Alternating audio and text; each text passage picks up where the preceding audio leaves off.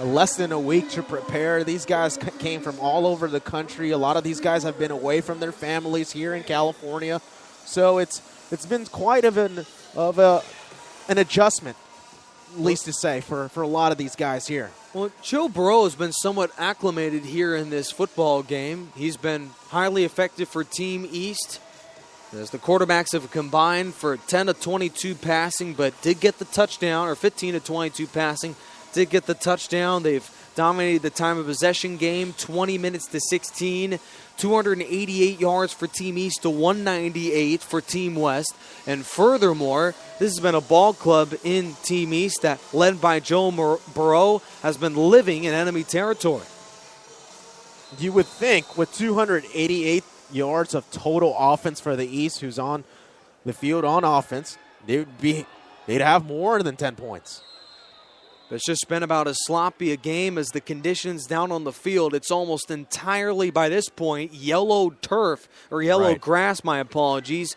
And it's really just been your game that I think after a long season, these players almost don't even want to play.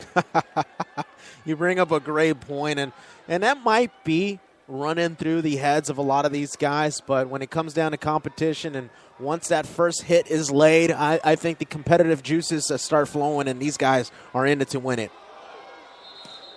Another false start, this time by Team East, as the man to jump was Tyrone Wheatley, who really has made close to no impact in this football game from an offensive standpoint. He'll get the false start and lose 5 and will trot off the field. Joe Burrow, Ohio State commit, quarterback here for Team East, could break the game wide open with another score on this drive. It's a 10-3 ball game with 9:49 left in the fourth quarter. It's a 3-wide set. Shotgun snap to Burrow, looking right. Pass rush coming, underneath pass complete. That's Swinney. Stutter step 35 and will swivel out of bounds at the Team West 30. Now make it a 3rd and 3. So Swinney makes up for the penalty he just caused. He was lined up as the quarterback in the Wildcat the previous play. There, he catches the ball, gets a gain of about 10 plus, and now it'll be a manageable 3rd down. 3rd down and about 3. The first down make is at the 27 of Team West. They're on the outside shade of field goal range. It'll be a 47-yarder from here. Shotgun snap to Burrow. Swings it out underneath the L.J. Scott. Can he get the first down? Reaching ahead, and yes, he can. Number 3 for a gain of 3 and a first down for Team East. So Team East has been contributed by the running back committee that they have. Sweeney and Scott have been very involved. They're playing well out of the backfield as far as catching, and Scott has been the bruiser, and Sweeney has been more of the lightning, I would say. Yeah, L.J. Scott has really established himself here in this football game. He's going to move on to Michigan State. 2,800 yards this season as a member of Hubbard High School, and has about 100 yards in this football game. Another give up the middle to Scott, bouncing outside, stiff arm to the 25, and is elbowed out of bounds after a gain of a punishing 3, ridden out by Team West's own Lonnie Powell. It's pretty clear what the East is trying to do. They're trying to chop that clock in half, and with 9 minutes and ticking, they want to cut it down to about 1 minute. Joe Burrow's about 23 yards to go from a place where they really want to go as well, Dan. The end zone, a delay give to, that'll be Travion Samuel on the end around. That'll end up losing a yard. So finally some trickery. They go with a end around. Not in motion now. The rules indicate that no players can be put in motion by the offense, but they go to a end around, which was not successful. 3rd down and 8 for Team East. They lead 10-3 here with 8:30 to go here in the fourth quarter. This offense has been stuck in neutral all half, 0 points since the end of the second quarter, but they could really establish themselves here. But it looks like Team East is going to burn a timeout. I thought they already ran out of timeouts. You could see. But no, they didn't. There's still one more left after this one. You could guess. You could see what lack of practice has done. It's caused a lot of confusion. That's why the East had to take a timeout. Rich Hansen, coach of the East, will now have to go over the playbook most likely and let everyone know what exactly is going on. Well, they will face a 3rd down and 8 at the other end. Joe Burrows played solid here for Team East. L.J. Scott has been phenomenal running the football, a thumper from Hubbard High School, and well on his way to establishing himself at Michigan State.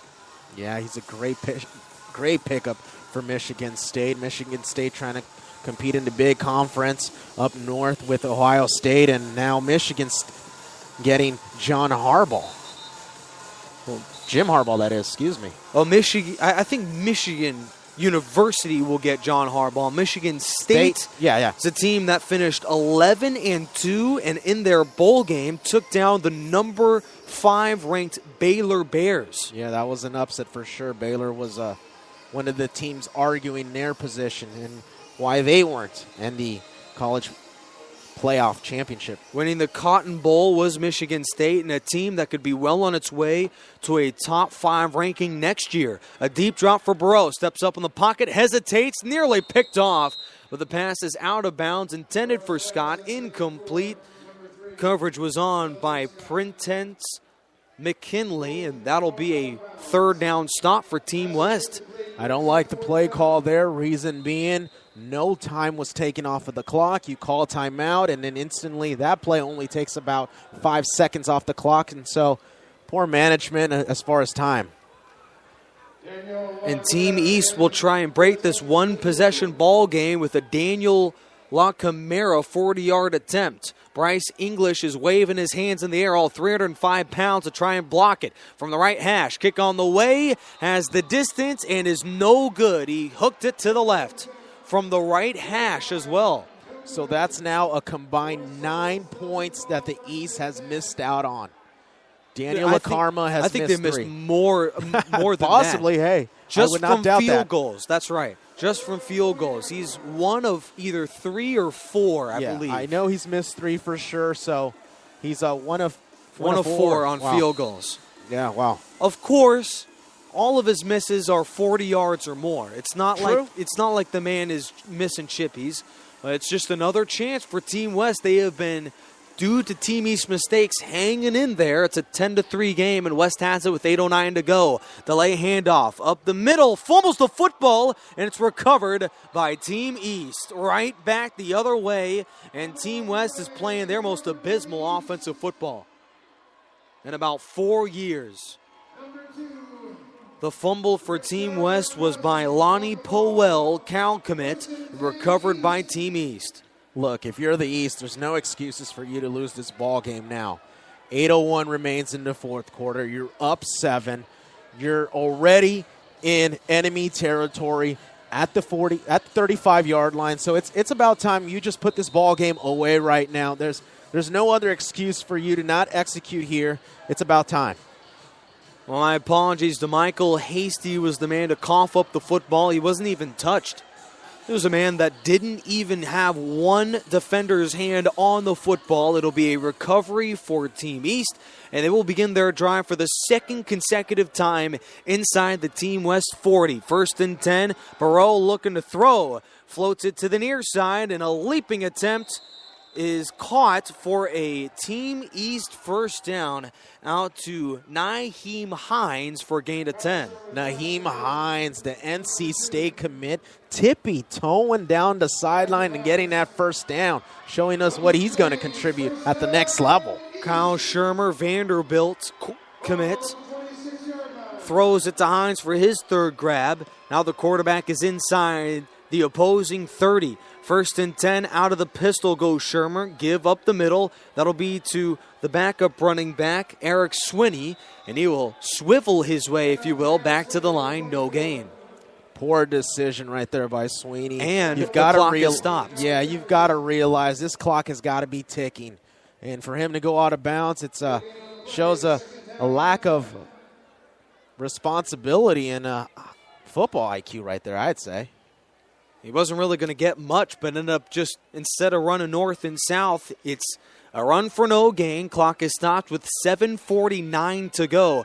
Team East, boy, for a team that's been living on the other end of the field, they've only chewed up about a minute of clock here in the last 2 possessions. Chucks it over the middle, and another incomplete pass, but a flag is down, going to Hines. Coverage was on by Team West by Prentice McKinley. That should be against him. Yeah, McKinley, it was totally obvious. He grabbed the back of his jersey as he was running behind him. It's totally evident. I'm surprised that the backfield judge way back in the back of the end zone threw it. It's kind of rare that he saw it, but hey, good of him that he's got his eyes peeled. Everybody in the stands saw it, though, too, and all of a sudden, it's Team East that faces a 1st down and 10 from the Team West. They'll place the balls at the West 13-yard line. Look, there's no excuses right now, Nick. If you're East, you've got to get some points on the board. And I kid you not, they have been living in Team West territory they really today. Have. And preferably, they've got to run some clock out of this because it seems like they've literally only run 2 minutes off of it. L.J. Scott will keep to the outside inside the 15, stiff arm to the 10, bulldozes to the 5, and he's knocked out of bounds at the Team West 4, and that should be just about a yard away from another Team East 1st down. Despite Sweeney running out of bounds, the sideline judge grants the East a running clock, so good for them. They get to chop some time off of the clock now, Nick. Now down to 7 minutes and 19 seconds to go. He may have had his forward progress stopped before he was able to run out of bounds. Second, my apologies, and 2 from the Team West 5. And Team East is going to chew up as much clock as they possibly can. A snap at 7:06. And off to Scott inside the 5, churning to the 4. And will crawl ahead to the Team East 3. That should be enough for a 1st down. Now with Pete Duffy, coach of the West, has got to start thinking about his first time and management. Goal. Yeah, they'll make it a 1st and goal here for L.J. Scott and Team East. Knocking on the door. This is the closest they've got here in the second half to the end zone. The East is playing rather fast for my liking. Pistol back give to L.J. Scott, and for the first time, a run by Mr. Scott will go for a loss. He trips over his own 2 feet and loses 2. You talked about the field conditions because this thing has been battered and bruised. So many high school football games have been played here. And not only that, also a championship soccer game was played here not too long ago. So this field, it's not ideal. It's not the best. It'd be great if for a team that hosts so many great tournaments, if you will, to put this thing on turf. 2nd down and goal from the 5. Play action in a bootleg. Floats it over the middle. Caught inside the 5-4-3. The tight end's reaching to the end zone and is short. Taken down at the Team West 1. Catch was made by Jackson Harris. The red zone defense so far for the West has been pretty decent. I mean, they've given the East a hard time every time they're backed up against the ropes. And, well, we'll see. If the West could hold up here. Noah Peterson checks out. 3rd and goal. Handoff up the middle, and he's into the end zone. Touchdown, Team East. Eric Swinney's got it for a 1-yard scamper to put this game wide open with 5:21 to go. And that might be the dagger to the back for the West. The East now up 2 possessions, and Nick, this one just might be over with the East leading 16-3 pending an extra point. They just couldn't stop them forever. Team East was living inside the Team West 40, got absolutely no help to the West from their offense. And now all of a sudden, down 17-3, 5 minutes and 21 seconds remain in the 4th quarter. West is well on their way to their 2nd consecutive bowl game loss over the last 3 years. Yeah, it just goes to show what mistakes do, and once they pile on, I mean, it's too much weight to take off. I mean, it's as if they dug their own hole and they decided, well, the East is going to take this one. Well, not only is there a run of Team West, 2 of the last 3 have they won, but go back to 2012. This is a football team in Team West that was able to edge it out over Team East 17-14. They were on the losing end 17-14 the next year. Then West was able to rebound with a 31-24 finish. That is how it's been over the last 3 years at the Semper Fidelis All-American Bowl. Not only is Team West in risk of losing this one here, after they won it by a touchdown last year. But this is also a football team